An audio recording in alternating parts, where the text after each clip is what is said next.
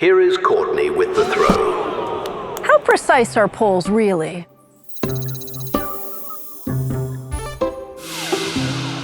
I'm Courtney Kennedy, methods lead at Pew Research Center. I'll let you in on a secret.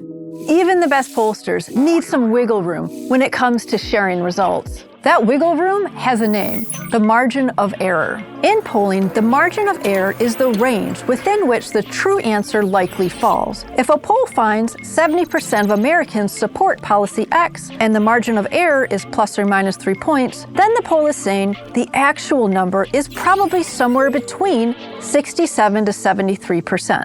On a gut level, people get it. But why a range? Well, the margin of error reflects the uncertainty that comes from surveying a sample of people rather than everyone. The smaller the sample, the bigger the margin of error. Another source of error in surveys is the measurement. The questions pollsters ask aren't always clear, and sometimes people give answers that aren't entirely accurate, sometimes on purpose, sometimes without realizing it. For example, if a pollster asks Aunt Mabel if she went to church this week, she might say yes, even if she really stayed home to binge The Crown. Not to mention, the people who respond to polls tend to be a bit different from the people who don't.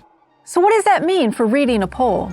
A good rule of thumb is to double the stated margin of error. And that usually does a good job of capturing the actual amount of noise in polls today.